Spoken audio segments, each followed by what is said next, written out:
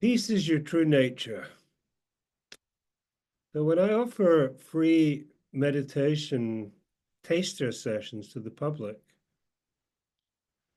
it never ceases to amaze me how people who have never meditated before often experience profound peace, even the first time they try it. Even deeply unhappy people are able to experience peace and inner calm the very first time they meditate. So why is this so? How is this possible? It's because peace is already there. It's your true nature. No matter how troubled you may be, if the level of agitation in your mind is not related to the peace that exists at the core of your being. It's always there, but we simply don't notice it because we're so fixated, so compulsively preoccupied with the mind.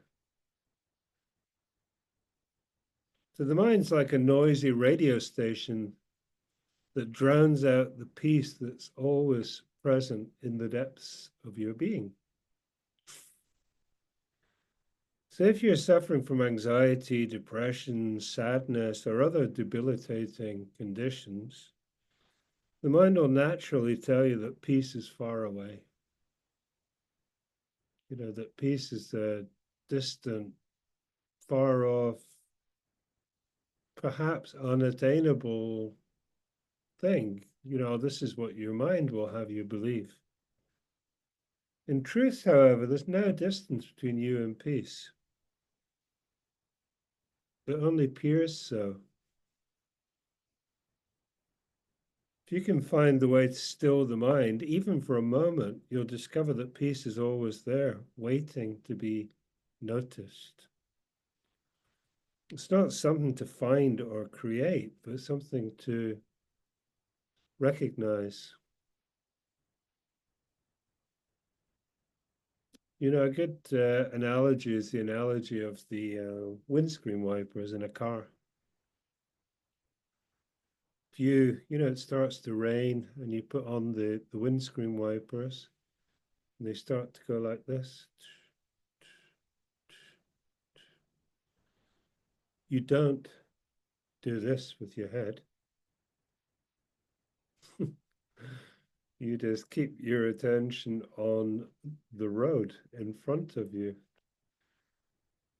And, in the case of the windscreen wipers, it's entirely possible to, and it's the same with peace. Once you learn to recognize this peace inside yourself, the the mind is a bit like windscreen wipers vying for your attention. But with practice, you can learn to recognize the peace and to keep your attention there. If you look at me right now in this moment, and I do this, is it still possible to look at me? I would suggest yes. So all these things like stress, anxiety, worry exist in the form of thoughts alone.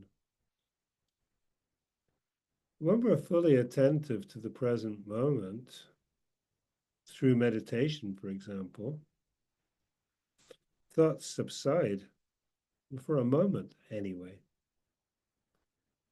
And in the absence of thought, peace is what remains. In some traditions, they talk about the space between thoughts being a space of pure peace. So, of course, in the example of the meditation taster sessions, the moment we start meditating and people put on their coats and go home, They pick up their coat and their story as they're going out the door. Um, they'll pick up their unhappy story. But the fact that they could experience peace, even if just for a few moments, is quite significant. Yeah. And with practice, you can learn to deepen and lengthen this experience. So most people are simply looking for peace in the wrong places, like dogs barking up the wrong tree. We've lost our keys in the house and we're looking for them in the garden where they'll never be found. There's one Indian teacher called Nisargadatta, and he once said that there's no such thing as peace of mind. Mind means disturbance. Mind itself is restlessness. So, most people are looking for peace on the level of the mind where it really can't be found. Of course, we can have moments of peace, but lasting peace is, any peace that you discover in the mind as a feeling will inevitably leave. Like all experiences have beginnings and ends. So most people are searching for peace in the wrong places.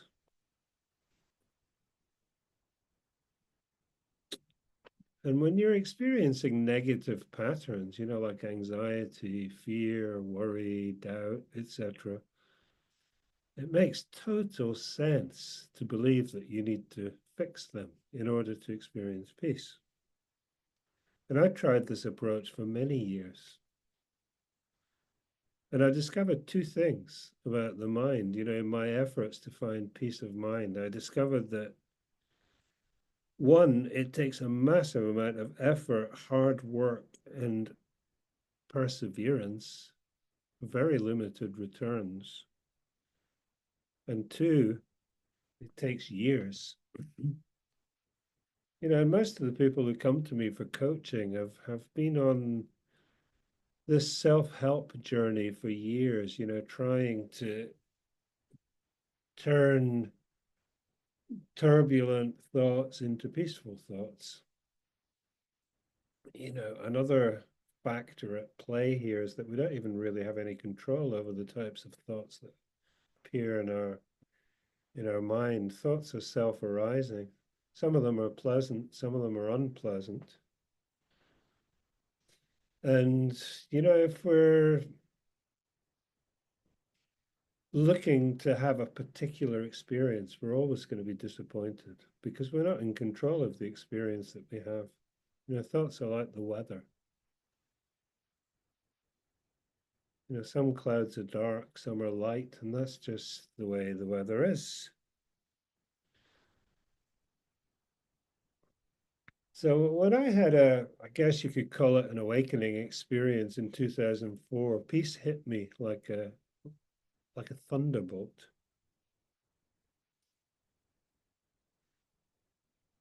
It arrived in an instant. And, probably more accurate to say that I arrived. Peace had always been there all my life. Peace can't go anywhere. Peace doesn't leave us, we leave peace. But I arrived in the moment, and peace was there, patiently waiting. And and it became clear to me that it had been there the whole time. And that, this is true for anyone. That peace is available in any moment of our lives. And the interesting thing with this experience I had, this awakening, was that I didn't need to change a single thing about the mind in order to experience this. In fact, after this experience, my thoughts continued to be just the same as before. I still had anxious thoughts, fearful thoughts, worry thoughts, doubt thoughts. But whereas before they had seriously impacted my peace. You know, I was like this with the windscreen wipers. I was completely obsessed with what the mind was doing and trying to fix it. And now I was focused on the road, you know, which is the present moment, this awareness, the part of our experience that doesn't move, that doesn't change. So trying to find peace in a mind that's inherently restless is like trying to iron the surface of the ocean. I'll give you another analogy. You know, if you're someone who does scuba diving or snorkeling and you're in the depths of the ocean, you know, the depths are inherently quiet, peaceful, and calm compared with the surface, which is constantly in motion. And if you're enjoying the peace and the calm of the depths of the ocean, you don't need to keep going up to the surface to check what's going on there, you know, to check how, you know, whether the surface is calm or whether the surface is turbulent. You just stay in the peace of the depths. And it's the same with the mind, you know, when we find that peace which doesn't change, which doesn't move, we don't have to keep checking in to see what's going on in the mind.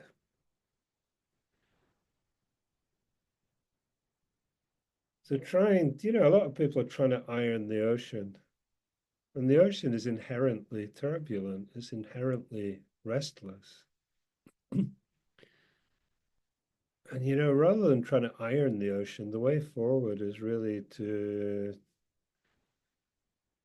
accept that the ocean is restless and turbulent and don't expect it to be anything other than that. You know, that's simply the nature of the ocean. So thankfully, there's a far simpler, far more effective, quicker way to find peace.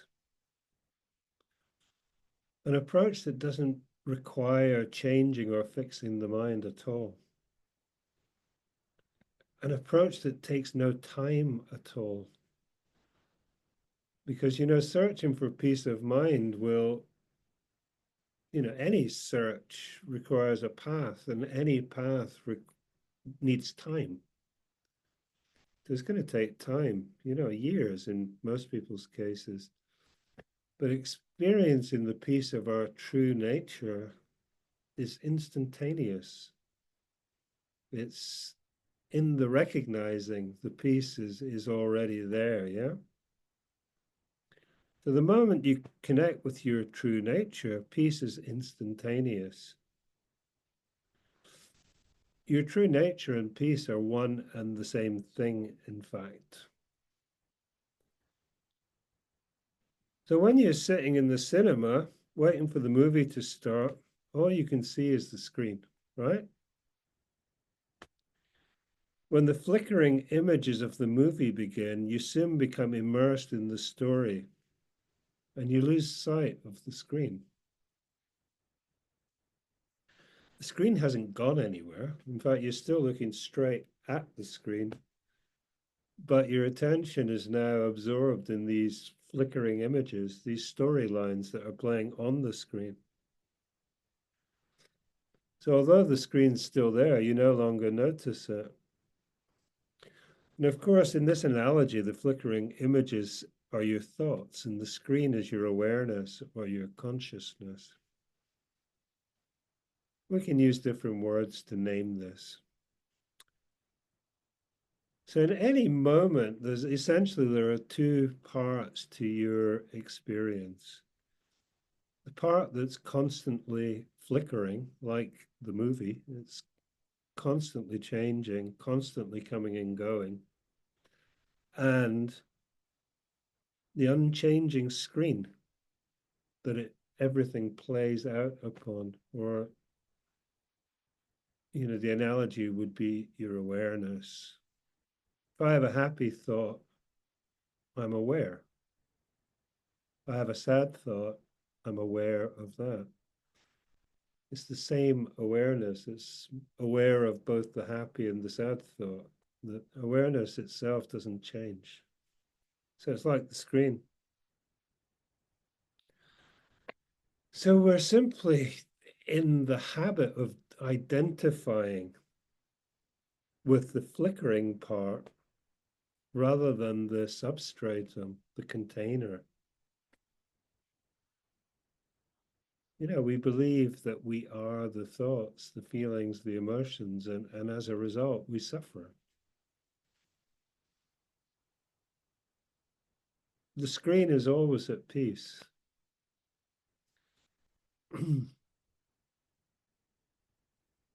Let's take the screen analogy one step further. When there's a fire in the movie, the screen doesn't burn. When it rains in the movie, the screen doesn't get wet. The awareness that's your true nature isn't touched at all by the thoughts, feelings, or emotions that pass across it. It's still unchanging and always at peace. This is why, no matter how turbulent or agitated the mind may be, peace is always available. You know, going back to the ocean analogy, no matter how turbulent the surface may be, 10 meters down in the depths, it's always calm, it's always peaceful. And some days the surface of the ocean will be relatively calm and peaceful, but it never completely still. It's the nature of the surface of the ocean is to be constantly in movement. And that's the same with the mind. So no matter how turbulent or agitated the mind is, peace is always available. And that's why it takes no time at all. There's nothing to fix, there's nothing to change. It's what's required is first recognizing this place of awareness, this unchanging place, and then learning to make that the focus of our attention rather than being pulled constantly by the windscreen wiper. So the simple solution, when you're looking for peace within the restless mind, you're fighting a losing battle because the mind is restless by nature. Also, as thoughts are constantly changing, even if a peaceful thought does temporarily appear, it won't be long before it's gone again. So at best you can find a flicker of peace here and there, sandwiched between restless thoughts. Nothing that will last. Feelings of peace come and go. The peace of your true nature is eternal and unchanging. That's what the Indian spiritual master Papaji means when he says, don't try to be a peaceful person, be peace. Don't try to create peaceful thoughts, feelings, and emotions. Recognize that you are peace, that that's your true nature. Peace is who you are, no matter how far away it may seem. It's your true nature. And that thought fascinates me, that even the most disturbed, anxious, worried person who on the surface seems to be a million miles from a peaceful experience is peace. I was going to say is as close to peace as anyone else, but we're closer than that. We actually are peace. So what's needed to access it is a vehicle. to take us from the surface level of the mind into the depths of our being.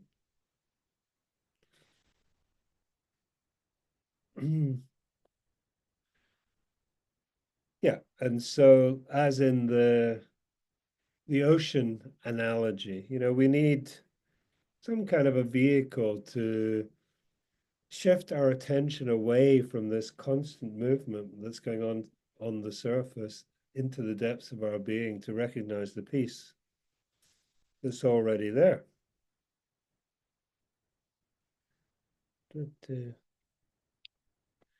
And peace is only one benefit of getting to know your true self. Until we discover who we are, there will always be a sense of feeling incomplete, a feeling of something's missing, which indeed there is. But you'll never find the answers in your mind. This is one of the great, one of the things that keeps a lot of people from an experience of peace is this intuitive sense that something's not right, something's missing. And no amount of success in the world, no amount of money, relationships, wealth, fame, acclaim will ever touch that sense of something is missing. It's when we come into contact with our true self that we feel properly complete. And you could say it's the end of the search. Yeah. So if you would like some help from me in learning to dive into the depths of your being, you can contact me at thinklessandgrowrich.com, and there's a contact button on there that you can book a complimentary call. Namaste.